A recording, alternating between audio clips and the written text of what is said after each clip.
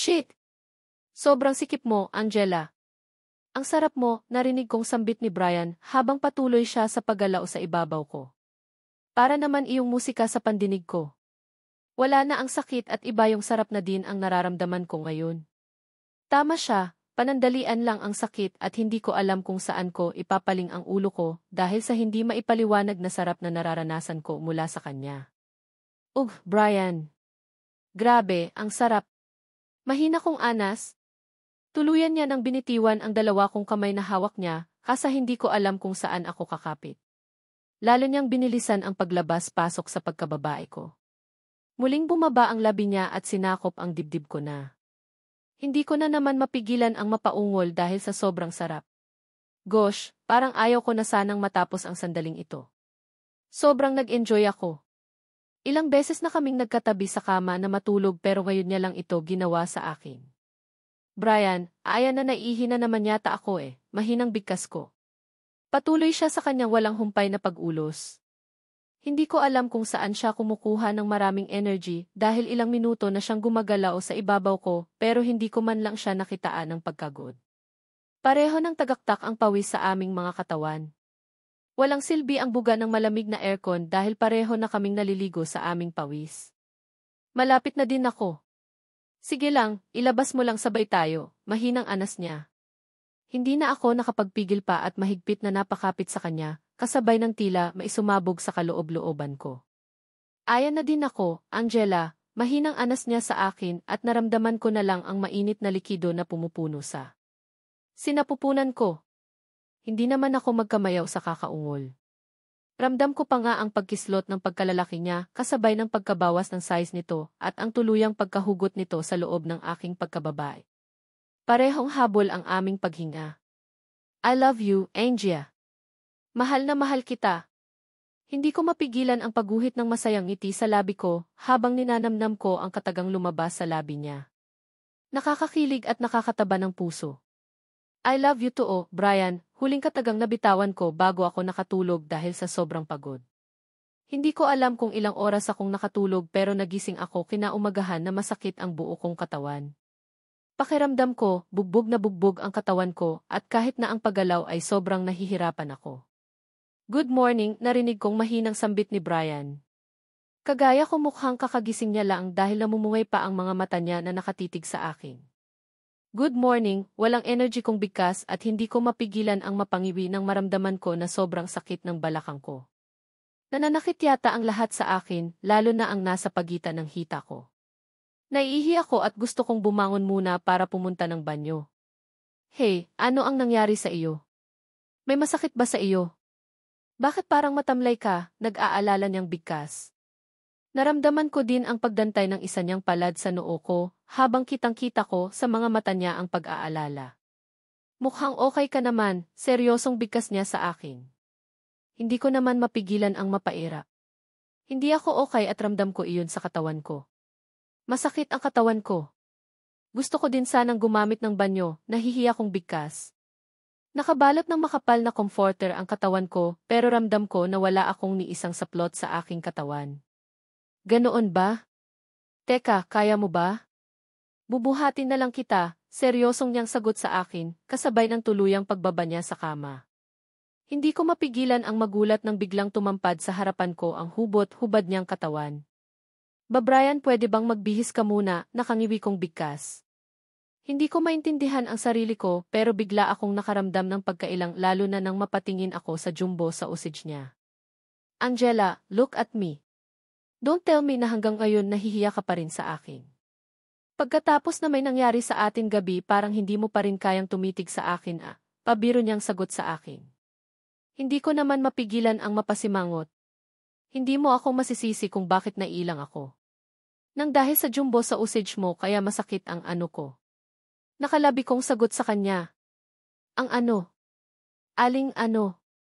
Nanunod yun niyang tanong sa akin. Kaagad ko naman siyang pinanlakihan ng aking mga mata. Brian, magbihis ka na sabi Ang dami namang tanong, kunwari naiinis kong bigkas pero hindi naman maalis-alis ang pagkakatitig ko sa jumbo sa usage niya. Ewan ko ba parang namamagnet ako sa pagkakatitig doon at hindi ko din mapigilan ang mapaisip kung paano kaya niya napagkasya sa akin kagabi ang sandata niya. Ang laki kasi talaga eh. Hey! Hey! Bakit ganyan ka makatingin? Nakangisi niyang tanong sa akin sabay pose. Kaagad naman akong nakaramdam ng pag-iinit ng aking pisngi sa isiping huling-huli niya ako kung paano ko titigan ang jumbo sa usage niya. Kung bakit naman kasi ang aga-aga at nakabalandra kaagad sa virgin kong mga mata. Teka, virgin na mga mata? Yekes, noon iyon. Ngayon hindi na. Hindi na pala ako virgin dahil naangkin niya na ako kagabi. At pareho naman kaming nag-enjoy. Siyempre, nakadisplay ba naman sa harapan ko iyang putotoy mo eh, di wala akong choice kundi titigan, kagat labi kong sagot sa kanya. Napansin kong natigilan siya habang titig na titig sa akin, kaya kaagad na ulit akong nag-iwas ng tingin sa kanya, at habang mahigpit akong nakawak sa comforter na nakabalot sa aking katawan, dahan-dahan akong bumaba ng kama. Kailangan ko na talagang magbanyo. Puputok na ang pantog ko eh, kaya lang pagkaapak pa lang ng mga paa ko sa carpeted na sahig. Hindi ko mapigilan ang mapangiwi ng maramdam ko ang sakit at hapdi ng pagkababae ko. Shit, mukhang napuruhan nga yata ako. Pambihira, akala ko masarap ang jumbo sa usage niya, pero bakit feeling ko nabugbog naman yata ng tudo ang pearly shell ko? Dahil sa sakit, hindi ko mapigilan ang mapangiwi at mapakapit sa headboard ng kama. Naging maagap naman si Brian at mabilis niya akong nilapitan at hinawakan sa baiwang. Hey! Hey! Ano ang nangyari sa iyo? Nag-aalaga niyang bigkas. Hindi ko na napigilan pa ang sarili ko. Kaagad na din akong napakapit sa kanya para kahit papano, makaamot ng kahit nakaunting lakas. Pwede bang alalayan mo ako papasok ng banyo? Kanina pa talaga ako naihi eh, seryoso kong bigkas. Hindi na siya umimik pabagkos naramdaman ko na lang ang biglang pagkatanggal ang makapal na comforter na nakatakip sa aking katawan na siyang dahilan kaya na-expose na din ang hubad kong katawan. Brian, ang bastos nito, angal ko. Isang malakas na pagtawa ang narinig ko mula sa kanya, kasabay ng pag-angat ko sa ere. Hindi na ako nakapalagpa ng basta niya na lang akong buhatin at ipasok sa loob ng banyo. Anong bastos? Walang bastos sa taong willing na tumulong, natatawa niyang sagot sa akin, kasabay ng pagbaba niya sa akin sa mismong tabi ng toilet bowl. Ay, Seffi. Ewan ko sa iyo, sige na labas na. Kunwari naiinis kong sagot sa kanya, kasabay ng pagyakap ko sa aking sarili. Paano ba naman kasi, huling-huli ko siya kung paano niya ako suyurin ng tingin mula ulo hanggang paa. Ang damot nito. Gusto ko pang titigan ka eh. Willing din naman akong panoorin ka habang ginagawa mo ang morning routine mo, nakangisi niyang sagot kasabay ng pagdila niya sa sarili niyang labi. Hindi ko naman mapigilan ang matawa. Parang tanga lang itong si Brian. May padila-dila pa ng sarili niyang labi which is first time niyang ginawa. Nagmumukha. Tuloy siyang ewan. Sige na labas na sabi eh. Saka, magbihis ka. Hindi bagay sa iyo ang damit lalo na kapag tumatalbog-talbog iyang sa usage mo. Kunwari naiinis kong muling sagot sa kanya, sabay upo sa toilet bowl. Bahala siya kung ayaw niyang lumabas. Basta ihi na ako. Okay pero babalik ako. Sabay tayong maligo ha, bigkas niya na sinabayan niya pa ng pagkindat at naglakad patungo sa may bathtub at binuksan ang tubig. Pagkatapos niyang gawin iyon, nakangiti niya akong tinapunan ng tingin bago naglakad palabas ng banyo. Kahit papaano nakahinga ako ng maluwag nang mapag-isa ako. Hindi pa talaga ako sanay na nakikita niya na ganitong wala akong ni isang saplot sa aking katawan. Habang umiihi ako, hindi ko mapigilan ang mapangiwi nang maramdaman ko kung gaano kahapdi ng pearly shell ko. Hindi ko alam kung saan nanggaling ang sarap na nararamdaman ko kagabi gayong kalbaryo naman ang sakit na nararanasan ko ngayon. Mukhang hindi na siguro muna kaulit kung ganito man lang. Masarap lang pala sa umpisa pero masakit pala kapag tapos na. Heist, paano na kaya ako nito gayong kahit sa paglakad hirap na hirap ako? Pagkatapos kong gumamit ng toilet bowl naglakad ako patungo sa may lavatory. Akmang kukunin ko na sana ang toothbrush ko nang matigilan ako nang mapansin ko ang sarili kong reflection sa salamin. Para akong kinagat ng vampira sa hitsura ko. Halos magkulay violet ang leg ko sa dami kong kiss mark. Brian, hindi ko mapigilang sambit. Hindi ko akalain na sobrang dami niya palang nilagay ng kiss mark sa akin kagabi. Paano kaya ako nito haharap sa mga kasama namin sa bagay sa pag-uwi namin? Pasaway talaga ang lalaking iyon. Ni hindi man lang nag-isip bago niya ako lagyan ng ganito. Heist, sumusobra na yata ang Brian na iyon ah. Pinagbigyan ko na nga siya kagabi, nilagyan niya naman ako ng sangkatutak na ebidensya. Tapos ka na ba? Ligo na tayo, wala sa sariling napalingon ako sa kanya nang maramdaman ko ang pagbukas ng pintuan ng banyo at muling siyang bumungad. Seryoso ko siyang tintigan habang nakataas ang kilay ko. Ano ito? Ano ang ginawa mo sa lig ko? Seryosong tanong ko at talagang itinuro ko pa ang lig ko sa kanya. Kaagad namang siyang naglakad palapit sa akin. Hindi mo ako masisisi kung bakit ang dami mong ganyan. Nakakagigil ka kasi kaya hindi ko napigilan ang sarili ko. Napasobra ang pagsipsip ko kagabi, nakangisi niyang sagot kasabay ng paghawak niya sa baiwang ko. Sis, ewan ko sa iyo. Paano na ang pag-uwi natin sa Manila? Paano ako haharap sa mga kasama natin sa bahay kung ganito ang hitsura ng lig ko? Seryosong tanong ko sa kanya. Di huwag na muna tayong umuwi. Dito na muna tayo magstay hanggat hindi pa natatanggal ang mga keys. Mark na iyan. Problema ba iyon? Natatawa niyang sagot. Kaagad naman nanlaki ang mga mata ko sa gulat. Seryoso ka? Paano kung hanapin tayo ng mga magulang mo? Kinakabahan kong tanong. Malabo iyon. Hindi nila tayo hahanapin, nakangiti niyang sagot sa akin. At bakit? Siyempre, magtataka sila kung bakit hindi tayo umuwi kaya natural lang talaga na hahanapin nila tayo, nakaingos kong sagot. Hindi iyon. Alam nila mommy at daddy kung nasaan tayo kaya ipagpalagay mo ang kalooban mo. Baliwala niyang sagot sabay bitaw sa pagkakawak sa aking baiwang at naglakad patungo sa bathtub. Napansin kong naglagay siya ng sabon sa tubig kaya dahan-dahan na akong naglakad palapit sa kanya. Sakto lang ang temperature ng tubig para makapag-relax ka at matanggal lahat ng pananakit sa katawan mo, nakangiti niyang bigkas sa bailahad ng kamay niya sa akin. Wala na akong choice kundi ang humawak sa kamay niya at kaagad niya naman akong inalalayan patungo sa bathtub at kaagad akong lumublob sa tubig. Tama siya, ang sarap ng tubig. Ang bango ng sabon na inilagay niya kaya feeling ko re-relax ako. Iyon nga lang, hindi ko alam kung marerelax ba talaga ako, lalo na at pagkatapos kong lumublob sa tubig ng bathtub sumunod naman si Brian. Pumwesto siya sa likuran kasabay ng pagyakap niya sa akin mula sa likuran ko. Naging mas makulay ang mga sumunod na araw sa pagitan naming dalawa ni Brian. Ang road trip naming dalawa ay tuluyan ng nauwi sa ilang araw na bakasyon dito sa rest house nila sa Tagaytay. Sa ilang araw na nakasama ko siya lalo kong nakilala ang ugali niya. Masasabi ko na napakaswerte ko sa kanya dahil lahat ng pag-aalaga, atensyon ay ibinigay niya na yata sa akin. Talo pa namin ang mag-asawa kung umasta. Kung pwede nga lang na huwag nang matapos ang ilang araw na pagbabakasyon namin, mas ikakasaya ko. Tikman mo ito, Jiffy Angel, nakangiti niyang bigkas habang sinusubuan niya ako. Nandito kami sa isang bahay kubo na sakop pa rin ang lupain nila. Kasalukuyan kaming kumakain ng tanghalian at sa ilang araw na pananatili namin dito feeling ko araw-araw din na nadadagdagan ang timbang ko. Ano iyan? Nakangiti kong tanong sa kanya. Basta, tikman mo lang. Masarap ito, nakangiti niyang sagot sa akin. Wala na akong choice kundi ang pagbigyan siya at baka magtampo pa sa akin. Ayaw kong masira ang araw niya. Ayaw na din siyang bigwin. Alam ko naman kung gaano niya ako kamahal at alam kong wala din siyang ibang hangad kundi ang mapasaya ako. Grabe ang sarap dito. Kaya lang, nag-aalala ako. Nahinto ang studies ko at baka hindi ako makapasa nito sa exam. Wika ko kay Brian. Narinig ko pa nga ang mahina niyang pagtawa. So what? Makakapasa ko man or hindi, no problem. Alam mo naman na ayos lang sa akin kung gusto mong mag-aral or hindi. Kaya ko namang ibigay lahat ng gusto mo, nakangiti niyang sagot sa akin.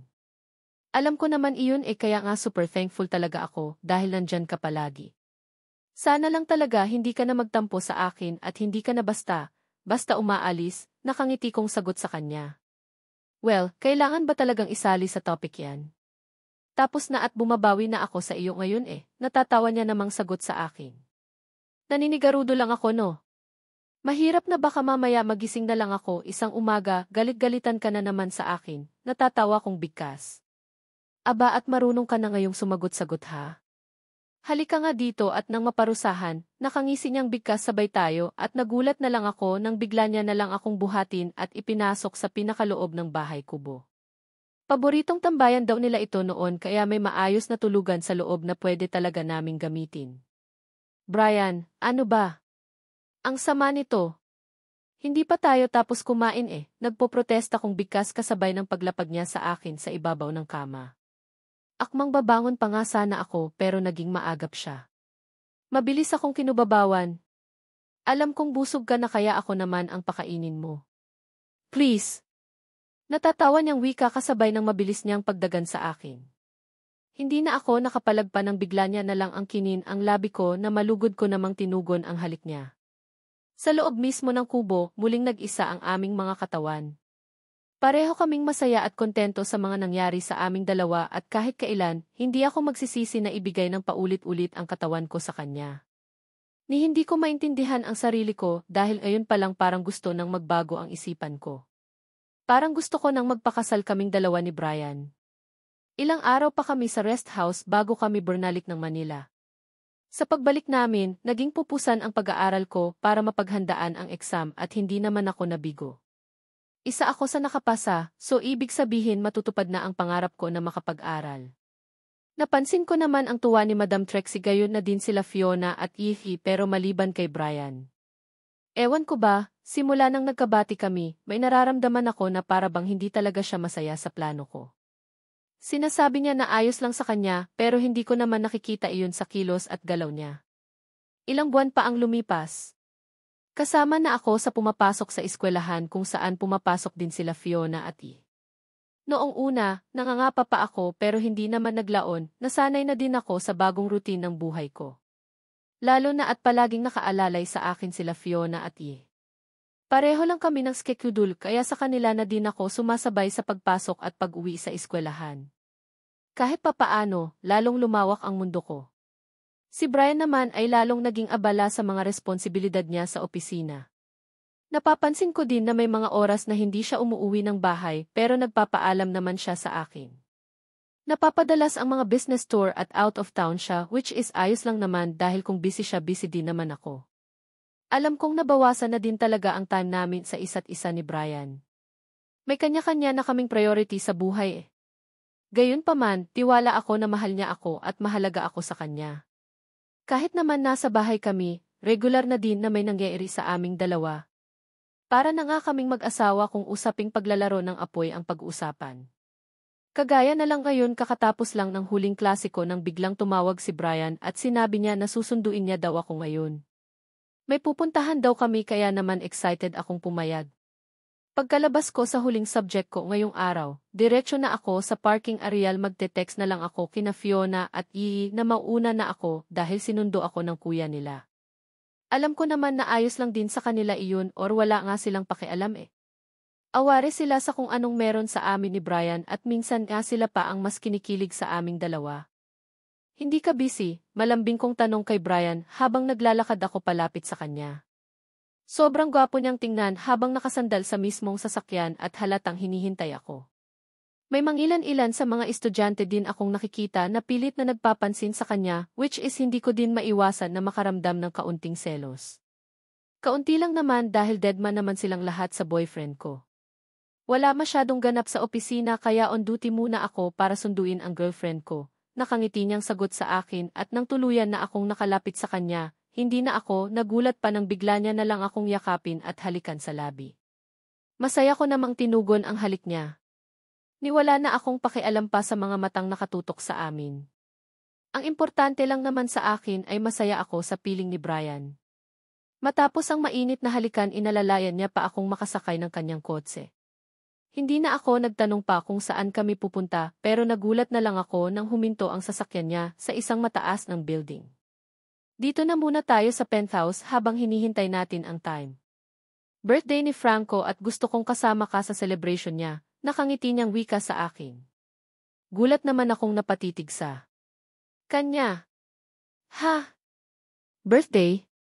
Gusto mo akong isama sa party ng kaibigan mo? Gulat kong bigkas. Yes, gusto ko kasing ngayon palang sanayin mo na ang sarili mo na palagi akong kasama sa tuwing may okasyon. Gusto ko din i-display sa lahat ang girlfriend ko no, nakangiti niyang sagot sa akin. Natatawang napatango na lang ako at hawak kamay kaming naglakad patungo sa kanyang penthouse. Pagdating sa loob ng penthouse, hindi ko ulit mapigilan ang magulat ng kaagad na tumapad sa paningin ko ang damit na isusuot ko daw mamaya. Natuwa naman ako dahil mukhang handa talaga siya sa party-party na gaganapin mamaya. May mga foods akong inihanda para sa ating dalawa. Gusto mo bang kumain muna or pahinga muna tayo? Nakangiti niyang tanong sa akin. Parang busog pa ako pwede bang umidlip muna? Para kasing inaantok ako seryosong sagot ko. Ganoon ba? Sige okay, kung ano ang gusto mo. Mauna ka na sa kwarto. Susunod na ako, nakangiting sagot niya sa akin. Tumango lang ako at kaagad na akong naglakad patungo sa kanyang kwarto. Pagkapasok ko sa loob, nagpasya na muna akong pumasok sa loob ng banyo para kahit papano, makapaglinis ng katawan. Pinakialam ko na din ang kanyang walk-in closet at kumuha ako ng isang shirt at isang boxer short. Wala akong damit dito sa penthouse niya, kaya naman pagtatsagaan ko na lang muna kung ano ang pwede kong mahiram na damit niya. Balak kong mag-shower pero mamaya na lang siguro. Halos 3:00 pa lang naman ng hapon kaya nagpasya na lang akong maghilamos at magpalit ng damit. Pagkatapos noon, bumalik na ako ng kwarto at nahiga sa kama. Ewan ko ba, sobrang antok na antok talaga ako nitong mga nakaraang araw. Feeling ko kasi talaga pipikit na ang mga mata ko, kaya naman sa paglapat pa lang ng likod ko sa higaan kaagad na din akong nakatulog. Naalimpungatan na lang ako sa malamig na buga ng hangin nagmumula sa aircon ng silid. Wala sa sailing na pamulat ako ng aking mga mata at ganoon na lang ang panlalaki ng mga mata ko sa gulat ng sumalubong sa paningin ko si Brian na nakapwesto sa paanan ko at abala sa kakalantap sa pagkababae ko. Ba Brian? Ano ba? Ano ang ginagawa mo? Mahina kong bigkas. Sa wakas nagising din, mahina niyang sagot akin habang dahan-dahan na gumagapang paitaas. Mabilis niya akong dinaganan habang hindi alis ang mga matang nakatitig sa akin. Anong oras na ba? Mahinang tanong ko sa kanya. Gabi na, napasarap ang tulog mo kaya hindi na kita ginising. Nagbago na ang isip ko, huwag na tayong pumunta ng party at dito na lang tayo sa penthouse magpalipas ng gabi, nakangisi niyang sagot sa akin, kasabay ng pagdampi ng labi niya sa labi ko. Hindi na ako nakapalagpan ng siilin niya ako ng halik. Ramdam ko kaagad ang kapusukan niya na kaagad ding nagpadarang sa akin. Ilang saglit lang, napuno ang buong silid ng mahinang bulong at ungol naming dalawa. Muling nag-isa ang aming mga katawan at sabay naming narating ang rurok ng tagumpay ng pinakawalan. Ha? Business trip? Mga ilang araw naman kaya iyon, nakanguso kong tanong kay Brian. Nagboluntaryo siya na ihatid niya daw ako ng school ngayong araw at habang nasa biyahe kami, ito kaagad ang sinabi niya sa akin. 1 week kami sa Japan. Choice, ako ang pinadaladad at importante ang business conference na dapat kong daluhan, nakangiti niyang sagot sa akin. Ganoon ba? Okay sabi mo Basta, mag-ingat ka palagi ha. Hihintayin ko ang pababalik mo, sagot ko naman. Sure don't worry, mabilis lang naman ang 1 week. Ilang tulog lang iyon, malambing na sagot niya sa akin. Okay basta huwag kalimutan ang pasalubong ha, pabiro kong sagot sa kanya. Sure, yan lang pala bigkas niya. Kung sa tiwala, malaki ang tiwala ko sa boyfriend kong si Brian pero habang nagtatagal ang relasyon namin, may mga bagay at mga pangyayaring hindi talaga maiwasan. Mga pagsubok na hindi ko alam kung kaya ko bang harapin at malalagpasan namin. Kagaya na lang ngayong araw, nasa business trip na rin si Brian ng isang bisita ang hindi namin inaasahan na dumating dito sa bahay ng mga De La Fuente. Kung hindi pa ibinalita sa akin ni Fiona, hindi ko pa malalaman ang kung ano ang sadya ng mga bisitang iyon. Angela, alam mo na ba trending na balita? Seryosong tanong niya pa sa akin nang mapasukan niya ako dito sa loob ng kwarto ko na abala sa pagre-review. Ha? Anong balita? Nagtataka kong tanong sa kanya. Nasa ibaba si Grace kasama ng daddy at mommy niya, hinahanap nila ang Kuya Brian, bigkas niya. Wala sa sariling naitiklop ko ang binabasa kong libro at gulat na napatitig kay Fiona. Ha? Si Grace ang dating kafling ng kuya mo, gulat kong tanong. Yes siya nga. Alam mo, hindi ko talaga alam kung maniniwala ako or hindi pero alam mo bang buntis siya at nagdedemand ang pamilya niya ng kasal. Seryosong bigkas niya habang hindi inaalis ang pagkakatit sa akin. Hindi naman ako makapaniwala sa narinig. Para iyong bomba na sumabog sa pandinig ko ang katagang binitiwan ni Fiona. Biglang naumid ang dila ko at hindi ako makapagsalita. Wala ka bang napapansin na kakaiba kay kuya? Hindi ba't palagi kayong magkasama? Tanong ni Fiona sa akin. Kaagad naman akong umiling. Hay, hindi ko alam. Hindi ko alam, bigkas ko kasabay ng malakas na pagkabog ng dibdib ko. Wala si Brian at bukas pa ang dating niya galing sa business trip Japan. Paanong nangyaring nag-claim na buntis si Grace gayong hindi man lang nabangit ni Brian sa akin kung nagkikita or hindi na silang dalawa ni Grace? Hindi ko alam kung ano ang mangyayari. Kinakabahan ako lalo na at may involved na bata. Kilala ko sila daddy at mommy, kapag mga ganitong usapin, hinding-hindi nila pinapalagpas. Seryosong bigkas ni Fiona. Ano ang ibig mong sabihin? Naguguluhan kong tanong ko. Frankly speaking, hindi ko din alam pero ihanda mo ang sarili mo, Angela. Alam ko kung gaano nyo kamahal ni kuya ang isa't isa pero dapat maging handa ka din mentally at emotionally. Hihintayin na lang natin ang pag-uwi ni kuya para siya mismo ang magpaliwanag tungkol sa issue na ito, seryosong sagot niya sa akin. Hindi ko alam kung ano ang pwede kong gawin pero pagkatapos naming mag-usap ni Fiona, kaagad kong tinawagan si Brian. Gusto kong makumpirma sa kanya ang katotohanan. Iyon nga lang, ganoon na lang ang panlulumo ko nang hindi niya man lang sinasagot ang tawag ko. Buong gabi akong hindi nakatulog. Gumugulo sa isipan ko ang ibinalita sa akin ni Fiona. Bigla akong nakaramdam ng takot. Bigla akong nakaramdam ng pag-alinlangan sa puso ko. Paan nga ba? Ano ang mangyayari sa relasyon naming dalawa kung totoong nakabuntis ng ibang babae si Brian? Hangat maaari, ayaw ko munang maniwala lalo na at alam ko sa sarili ko na nasa satisfied ko naman ang sex life niya. Regular na may nangyayari sa aming dalawa kaya may bahagi din ng isipan ko na nagsasabi na nagsisinungaling si Grace. Na hindi niya lang matangap na tuluyan na siyang iniwasan ni Brian, kaya siya gumagawa ng kwento ngayon. Perpekto ang relasyon namin ni Brian.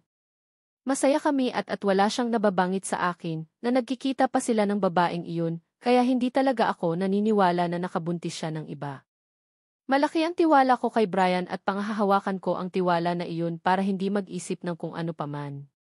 Kaya lang, paano ko ba mapapaniwala ang sarili ko na isang kasinungalingan lang ang lahat na ng paglabas ko ng aking silid kinaumagahan, seryosong mukha ni Brian ang aking nabungaran. Halata sa mga mata niya ang kawalan ng tulog habang nakatitig sa akin. Ba Brian? Nandito ka na. Dumating ka na, tuwang-tuwa kong bigkas at akmang yayakap sana sa kanya, pero mabilis siyang umiwas na labis kong ipinagtaka. Papasok ka na ng school? Pwede ba tayong mag-usap kahit saglit lang? Seryosong tanong niya sa akin. Wala sa sariling kaagad naman akong tumango at nagpatiuna ng naglakad pabalik ng kwarto. Tahimik siyang nakasunod sa at pagkapasok namin sa loob ng kwarto siya na mismo ang nagsara ng pintuan. Kumusta ka na? Akala ko pa naman mamayang hapon pa ang uwi mo. Pilit kong pinasigla ang boses ko, kahit na ang totoo ay may nasisense akong kakaiba sa kanya. Angela, marry me. Pumayag ka nang magpakasal tayo, seryoso niyang bigkas na labis kong ikinagulat. Ha? Anong, bakit, nagtataka kong sagot. Mahal mo ako, mahal kita kaya please, pumayag ka na. Magpakasal ka na sa akin. Muli niyang bigkas na halata sa tono ng boses niya ang pakiusap. Brian, hindi ko maintindihan. Ano ba ang nangyari? Akala ko ba maliwanag na sa iyo ang lahat na papakasal lang ako sa iyo? Kapag may napatunayan na ako sa sarili ko, naguguluhan kong tanong sa kanya. Napansin ko ang pagkadimasya na kaagad na rumihistro sa mga mata niya habang nakatitig sa akin. Naiinitindihan ko ang tungkol sa bagay na iyan pero hindi na ako makapaghintay. Matagal ka pang makapagtapos. Ilang taon pa ang bubunuin mo sa pag-aaral bago ka makagraduate, seryosong sagot niya sa akin. Ramdam ko sa boses niya ang matinding frustrations, kaya naman hindi ko din mapigilan ang makaramdam ng agam-agam sa puso ko. Sa mga ikinikilos kasi ngayon ni Brian, ramdam ko na may malaki siyang problema at natatakot akong isipin na baka totoo nga ang sinabi sa akin ni Fiona kagabi. Bakit? Sabihin mo sa akin ang dahilan kung bakit gusto mong pakasalan ako agad-agad, seryosong tanong ko sa kanya. Angela, hindi ko sinasadya. Nadala lang ako sa kalasingan kaya nangyari iyon pero maniwala ka sa akin, ikaw ang mahal ko at ikaw ang gusto kong iharap sa dambana, seryosong sagot niya sa akin. Anong ibig mong sabihin? Seryosong tanong ko. Alam ko na kung ano ang gusto niyang ipahiwatig pero mas gusto kong mula mismo sa bibig niya manggaling ang lahat-lahat. Gusto kong siya mismo ang maglahad sa akin sa mga nangyari at bakit pumunta si Grace at ang mga magulang niya dito sa bahay nila kahapon at nag-claim na nabuntis niya ito. Grace is pregnant at nagdedemand siya ng kasal sa akin. Seryosong sagot niya na para isang bomba na sumabog sa pandinig ko. Hindi ako makapaniwalang napatitig sa kanya. Pinilit kong inignora sa isipan ko ang mga nakarating na balita sa akin kagabi pero mahirap palang dayain ang sarili. Nagsusumigaw ang katotohanan na may dahilan nga pala talaga kung bakit pumunta sila Grace dito kagabi kasama ang mga magulang niya. Totoo pala talagang nabuntis siya ni Brian. Nabuntis siya ng boyfriend ko na mula umpisa, akala ko hindi niya ako kayang lokohin. Ano ang sabi mo? Bubuntis si Grace at ikaw ang ama? Paanong nangyari iyon, hindi ko na napigilan pa ang pagpatak ng luha mula sa aking mga mata. Hindi kayang tangapin ng puso at isipan ko ang nagsusumigaw na katotohanan na nagawa niya pa ring pumatol sa ibang babae sa kabila ng mga ginawa ko sa relasyon namin. Hindi pa ba ako sapat sa kanya? Ilang beses ko nang ipinagkaloob ang sarili ko sa kanya, pero bakit kailangan pang tumingin siya sa iba? Wala ba talagang perfect na relasyon? Ilang beses siyang nangako sa akin na ako lang pero bakit may third party pa rin na involved at malaman-laman ko na lang nabuntis ka agad? Nauna lang mabuntis sa akin gayong kung totoosin, wala kaming protection na ginagamit sa tuwing nagtatalik kami. I am sorry. Sa nasabi ko na kanina, lasing ako noong nangyari iyon. Hindi ko alam at hindi ko sinasadya, seryosong sagot niya sa akin at akmang hahawakan niya na sana ako sa magkabilaan kong balikat pero mabilis akong umilag. Hindi mo sinasadya? Talaga ba? Brian, mahal kita. Mahal na mahal kita at nangako ka ng makailang ulit sa akin na hindi mo ako sasaktan. Ano ito? Ano ang ginawa mo, Brian? Humahagulhol kong iyak. Kaya nga inaayos ko na ngayon eh. Unahan na natin ang plano nila. Magpakasal na tayo para hindi na nila ako mapilit pa na pakasalan si Grace. Please Angela, seryoso niyang wika. Hindi naman ako nakaimik. Patuloy lang ang pagpatak ng masaganang luha mula sa aking mga mata. Hindi kayang tangapin ng puso at isipan ko na nakabuntis siya ng iba. Kung saan naman kasal na lang ang kulang sa aming dalawa at saka naman nangyari ito. Ang unfair, sobrang unfair niya para pumatol pa sa ibang babae. Hindi pa ba sapat ang mga ginawa ko sa kanya? Bakit kailangan naming pagdaanan ito?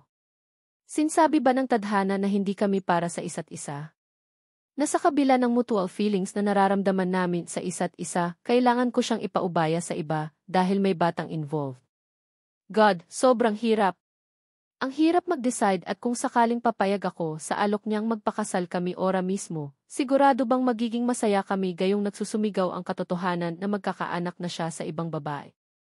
Angela, mahal kita at wala akong ibang pangarap kundi ang maging asawa ka. Sana sa pagkakataon na ito, pagbigyan mo ang hiling ko. Magpakasal ka sa akin, bubuo tayo ng masayang pamilya, muli niyang bigkas.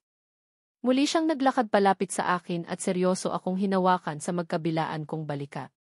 Kung sakali bang papayag akong magpakasal sa iyo ora mismo, magiging masaya pa kaya tayo, Brian?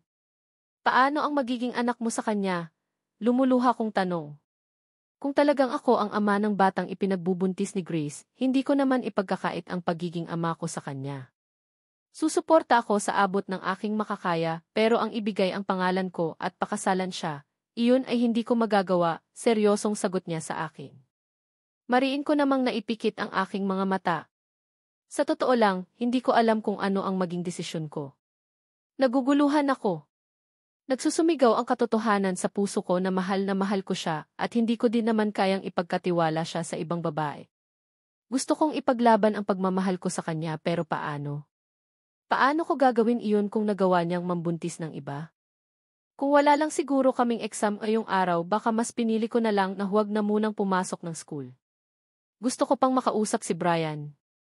Gusto ko pang marinig mula sa bibig niya ang mga paliwanag niya para kahit papaano maibsan man lang ng kahit kaunti ang sakit na nararamdaman ng puso ko sa mga nangyari.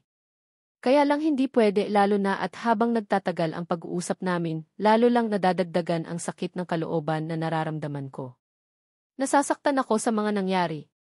Hindi ko alam kung ano ang gagawin ko. kung ano ang magiging desisyon ko.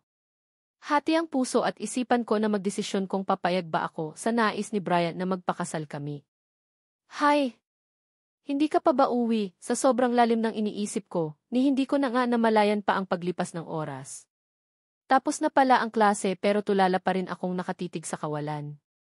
Kung hindi pa ako kinalabit ng katabi kong estudyante na si Erich, baka abutin ako ng dilim mag-isa dito sa loob ng room namin. Present nga ako ngayon dito sa school pero lumilipad naman ang isipan ko patungo sa problemang kinakaharap ng relasyon namin ni Brian.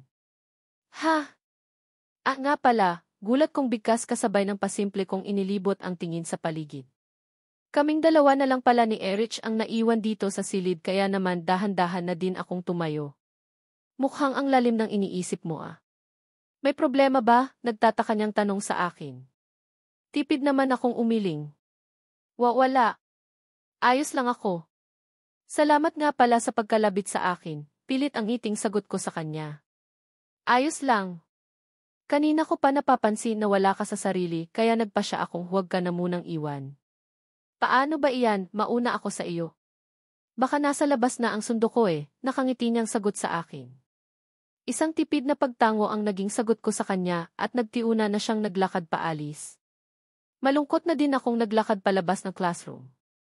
May 30 minuto pa para matapos ang klase nila Ihi at Fiona, kaya hihintayin ko na lang siguro sila sa waiting area. Hapon na naman at hindi ko alam kung paano ulit pakikiharapan si Brian kung sakali. Alam kong hinihintay niya ang maging pasya ko tungkol sa kasal na inaalok niya sa akin at hanggang ngayon hindi ko din alam kung papayag ba ako. Sobrang gulo kasi talaga. Ayaw kong mawala siya sa akin at kung sakaling hindi naman ako papayag na magpakasal sa kanya tiyak akong pipilitin siya ng lahat na pakasalan si Grace, which is hindi ko siguro matatanga. Ano ba talaga ang tama? Ano ba talaga ang gagawin ko? Hindi ko pa nga mapigilang bulong sa sarili ko nang marinig ko ang pagtunog ng aking cellphone. Dali-dali kong sinagot iyon lalo na nang mapansin ko na si Madam Trixie ang tumatawag. Hello po. Good afternoon po, nag-aalangan kong sagot. Angela, tapos na ang klase mo, di ba? Pwede ka bang makausap? Sagot naman ni Madam Trixie sa kabilang linya. Ramdam ko sa boses niya ang pagiging seryoso, kaya hindi ko mapigilan ang makaramdam ng kaba. Opo, pwede naman po, sagot ko. Nasa parking ang driver, hinihintay ka. Ihahatid ka niya kung nasaan ako ngayon kaya sumama ka na sa kanya. Sinabihan ko na din ang driver na susundo sa inyong tatlo nila Ihi at Fiona na hindi ka na makakasabay sa kanila, seryoso niyang bigkas. Kaagad na din naman akong pumayag sa nais ni Madam Trixie, lalo at ramdam ko sa boses niya na seryoso talaga ang pakay niya sa akin. Sa isang coffee shop ako dinala ng driver. Naghihintay na sa akin ang seryosong mukha ni Madam Trixie, kaya lalong dumuble ang kabog ng dibdib ko. Maupo ka at umorder ka ng kahit na anong gusto mo, nakangiti niyang bigkas. Kimi naman akong naupo sa kaharap ng upuan at umiling. Ayos lang po ako, busog pa po ako madam, nahihiya kong sagot sa kanya. Ilang saglit niya din akong pinagmasdan habang kitang-kita ko sa mga mata niya ang pagiging seryoso. Alam mo na siguro kung ano ang topic na gusto mong pag-usapan natin, di ba? Seryosong taong niya sa akin. Hindi naman ako nakaimik at kaagad na nagbaba ng tingin. Nabuntis ni Brian ang childhood sweetheart niyang si Grace at gusto namin itong maresolba sa maayos na paraan, seryosong bigkas niya sa akin.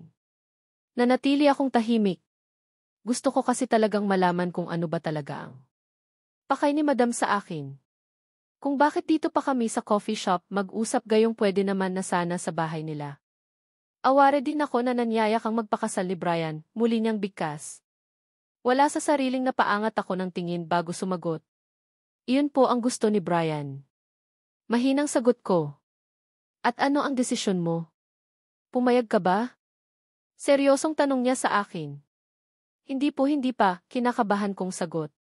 Hindi pa kayese, tanong niya. Hay, hindi ko po alam. Naguguluhan din po ako sa mga nangyari. Ako ang girlfriend ni Brian pero masakit din po sa akin na malaman na nakabuntis siya ng iba. Pigil ko na ang sarili ko na maluha habang sinasabi ko ang katagang iyon. Gusto kong umiyak ngayon pero kailangan kong pigilan dahil kahit papaano nahihiya ako kay Madam Trixie. I'm sorry sa mga nangyari pero nakapag-usap na ang dalawang partido. Hindi sa ayaw namin sa iyo at mas gusto namin si Grace, pero may inosenteng bata nang involved sa usaping ito. Angela, hindi ka namin bibitawan, tutulungan ka pa rin namin na matupad lahat ng pangarap mo sa buhay, pero gusto namin na iwasan mo muna si Brian, seryosong bigkas ni Madam Trix na nagpayanig sa buo kong pagkatao. Hindi namin kayang makita na may isang batang isilang dito sa mundo na walang kikilalaning kumpletong pamilya. Sana maintindihan mo kung ano ang ibig kong sabihin, seryosong bigkas ni Madam Trixie. Hindi ko na napigilan pa ang sarili ko at namalayan ko na lang ang sunod-sunod na pagpatak ng luha mula sa aking mga mata. Here, kunin mo ito, malaki ang maitulong nito para kahit papaano matupad mo ang lahat ng pangarap mo sa buhay. Seryosong bigkas ni Madam Trixie sa akin, sabay abot sa akin ng isang sobre. Ano po ang ibig sabihin nito? Nagtataka kong bigkas. Nasasaktan man sa takbo ng pag-uusap namin, kaya lang kailangan kong magkunwari na ayos lang ako. Malaki ang respeto ko sa kanya dahil ina siya ni Brian.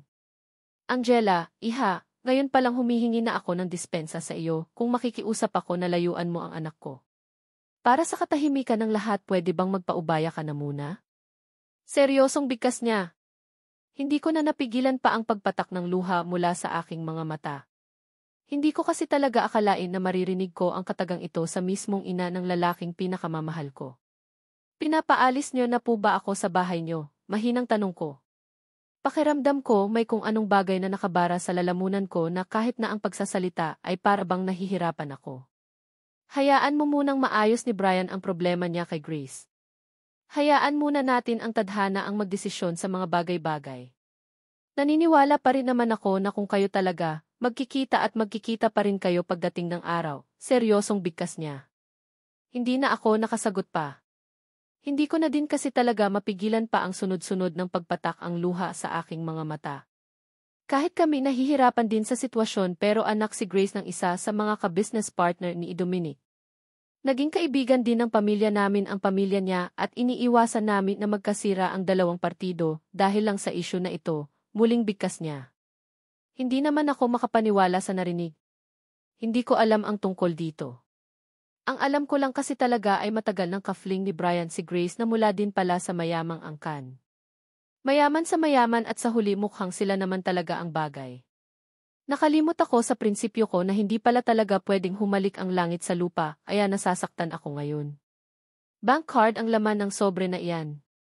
Ayaw kong umalis ka sa poder namin na naghihirap ulit, kaya sana makatulong ang laman ng card na iyan para makamit mo ang lahat ng pangarap mo sa buhay. Angela, bata ka pa at marami pang darating na magagandang oportunidad sa iyo. Alam kong masakit itong nangyari sa relasyon yung dalawa ng anak ko, pero kailangan natin itong gawin para sa katahimikan ng lahat, muli niyang bigkas. Wala sa sarili, kaagad ko namang pinunasan ang luha mula sa aking mga mata. Pilit akong ngumiti kahit na ang totoo sobrang sakit na. Sa totoo lang, kahit naman siguro ako ang piliin ni Brian, malabo pa rin siguro na maging masaya kami. Lalo na at magkakaanak na siya sa ibang babae. Siguro nga walang mali sa ginawa ni Madam Trixie ngayon. Siguro nga, tama siya, kailangan kong lumayo para sa katahimikan ng lahat. Alam ko, nararamdaman ko na minahal din naman ako ni Brian, pero ganoon talaga siguro. Hindi talaga siguro kami para sa isa't isa. After ng pag-uusap nating ito, ihahatid ka ng driver sa isang hotel sa kalapit na provincial, pwede kang magstay doon at mag-isip. May kalakip na calling card ang sobre na iyan at huwag kang mahiyang tawagan ako kapag may kailangan ka, muling bigkas ni Madam Trixie. Ramdam ko sa boses niya ang lungkot habang sinasabi ang katagang iyon, kaya alam kong napipilitan lang din siya sa desisyon niyang ito. Nalinitindihan ko po. Wala din naman akong ibang hangad kundi ang maging masaya si Brian. Umiiyak kong sagot. Thank you, Angela. Saksi ang buong pamilya sa pagmamahalan yung dalawa ng anak ko, pero siguro hanggang dito na lang muna kayo. Hindi pwedeng ipagpatuloy niyo pa ang relasyon niyo, lalo na at sa ayaw at gusto ni Brian kailangan niyang pakasalan si Grace, muli niyang bigkas. Wala sa sariling napatango ako habang hilam ang luha sa aking mga mata. Susundin ko po ang nais niyo, pero pwede ba akong humiling? Pwede po bang pagbigyan niyo ako sa gusto kong mangyari bago ako tuluyang lumayo? Umiiyak kong bigkas. Napansin kong ilang saglit siyang natigilan bago tumango. Okay, kung hindi naman ganoon kabigat ang hihilingin mo, very not, seryosong sagot niya.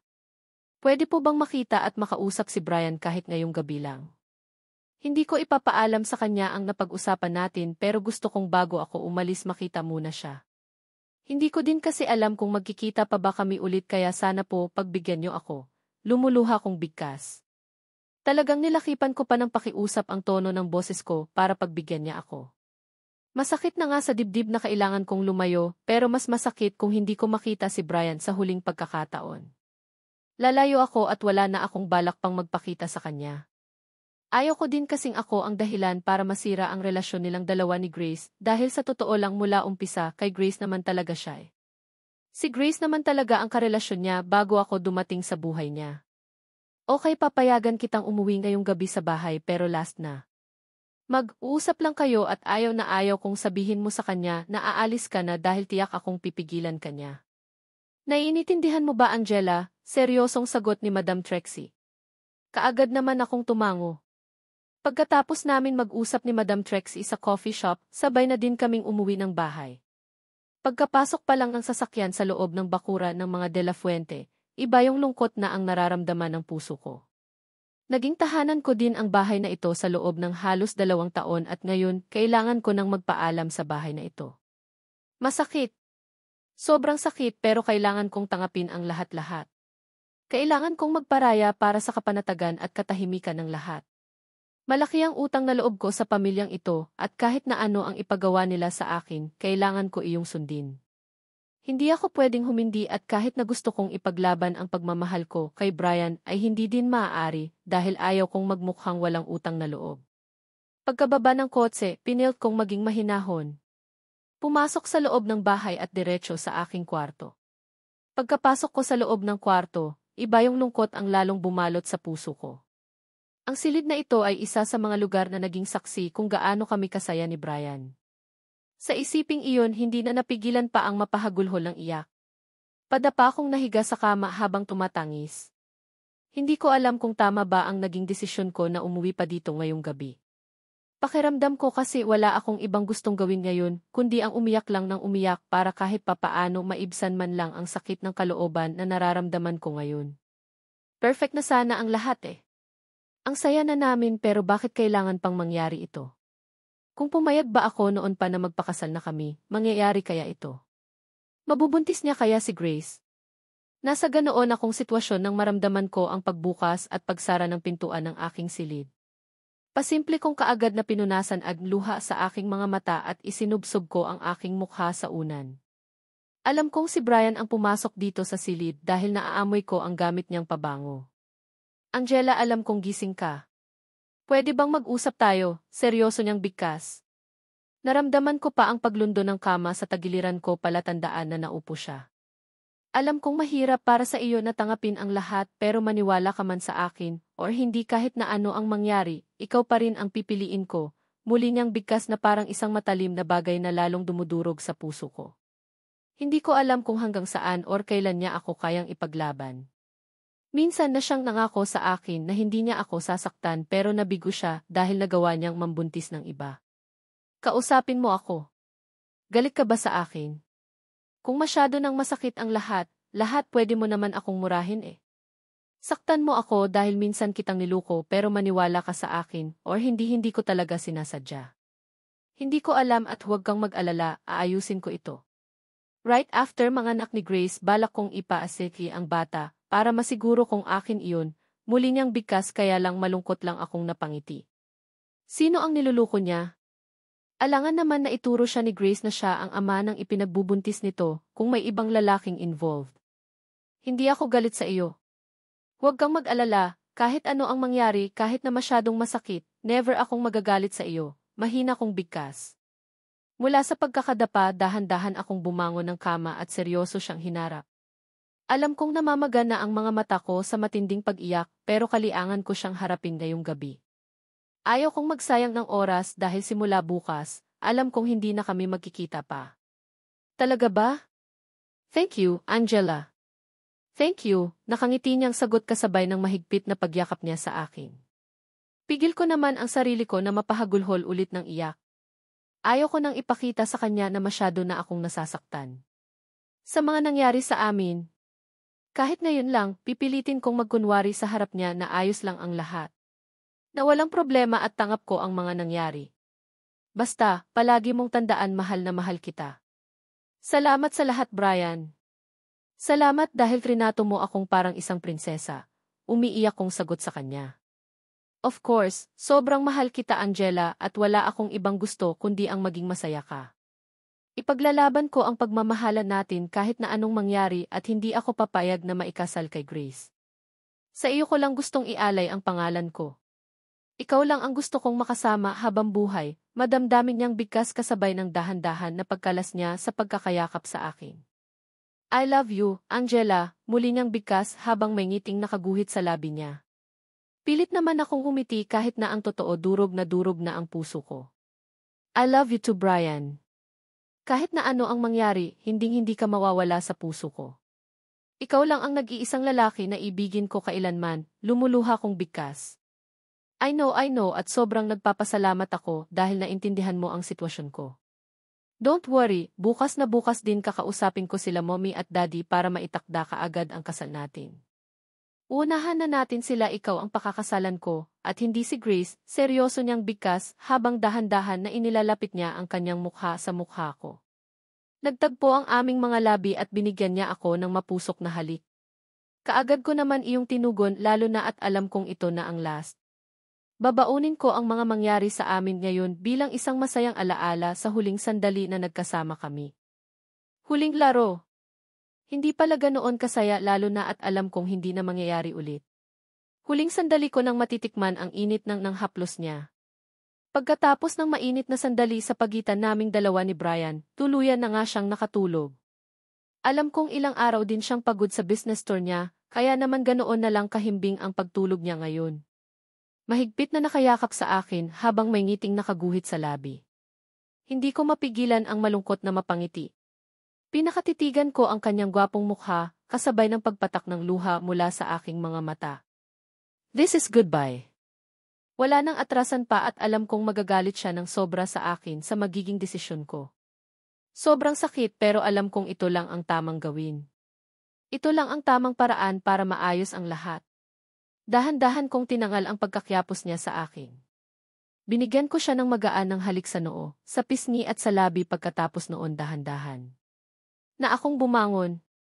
Bumaba ng kama at diretso sa banyo para kahit papaano makapaglinis ng katawan. Hindi ko nahihintayin pa ang kinaumagahan. Aalis na ako ngayong gabi para tapos na. Masakit pero kailangan kong panindigan. Alam kong pagkatapos nito, hindi na ako magiging masaya kagaya ng dati kaya naman hindi na din ako mag-expect ng kung ano paman. Pagkapasok ko ng banyo, diretso ligo na din ako. Mabilis ang ligo lang naman din ang ginawa ko sa takot na baka magising si Brian at baka hanapin ako. Baka mabulilyaso pa ang pag-alis ko. Pagkatapos kong maligo, mabilis na din akong lumabas ng banyo. Hindi na din ako nag-abala pang patuyuin ang buhok ko. Maingat din ang bawat kilos ko at iniiwasan kong lumikha ng kahit na anong ingay at baka magising si Brian. Alam kong hindi talaga ito papayag na lumayo ako pero hindi pwede. Papanindigan ko ang nauna kong desisyon. Pumasok ako sa loob ng walk-in closet at naghanap ng maisuusot na damit. Pinili ko ang maong pants at shirt. Sa paa naman, nagsuot lang ako ng rubber shoes at bago ako lumabas ng closet, hinablot ko pa ang isang jacket at isinuot na din. Pagkalabas ng walk-in closet ay muli akong napatingin sa kama. Muling gumuhit ang malungkot na ngiti sa labi ko nang mapansin ko kung gaano pa rin kahimbing sa pagtulog niya si Brian. Wala siyang kamalay-malay na hindi na kami magkikita kahit kailan. Naglakad ako patungo sa study table ko at kumuha ako ng isang pirasong papel at ballpen. Sandaling nagsulat habang pigil ang mapahagulhol ng iyak. Isang sulat ng pamamaalam ang iiwan ko kay Brian. Iyon lang ang kaya kong gawin ngayon dahil hindi ko din naman kasi talaga kayang magpaalam sa kanya ng harap-harapan. Muling pumatak ang luha mula sa aking mga mata sa isiping iyon. Durog na ang puso ko kaya naman kailangan ko. Na nga talagang makaalis. Hindi pwedeng magtagal pa dahil baka bigla na lang magbago ang isipan ko. Basta ko na lang dinampot ang aking personal bag at isinukbit iyon sa aking balikat. Wala akong balak magdala ng ibang gamit maliban lang sa laman ng bag at suot kong damit. Pinag-iisipan ko din kung hubarin ko pa ba ang singsing na bigay niya sa akin pero sa bandang huli, mas pinili ko na lang na hayaan iyon sa daliri ko.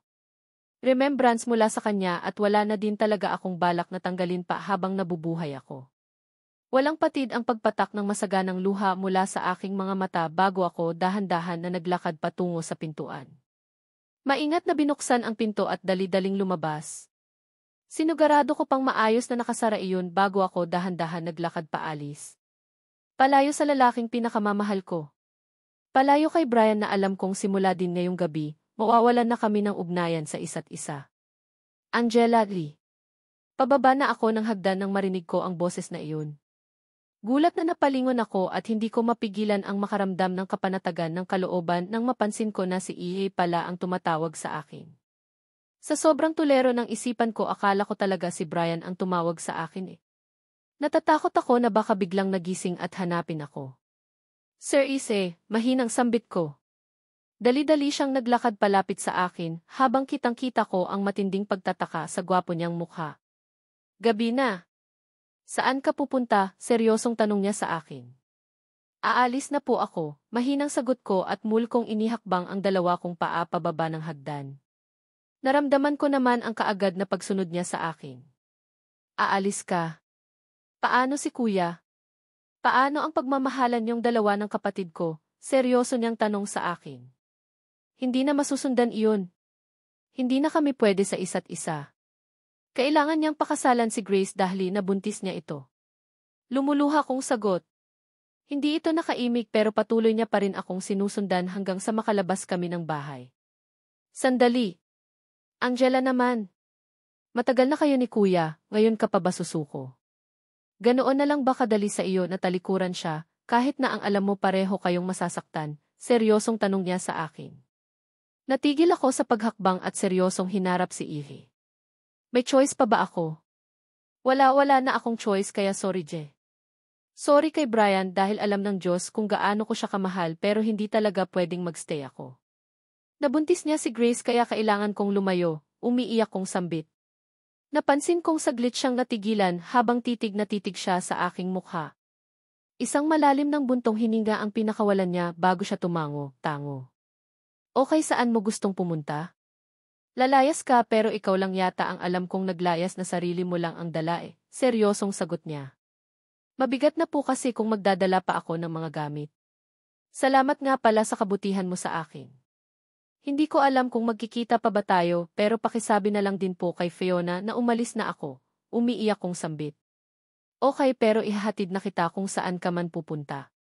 Gabi na at delikado sa iyo na magpagala-gala pa sa labas ng gantong oras, seryoso niyang sagot.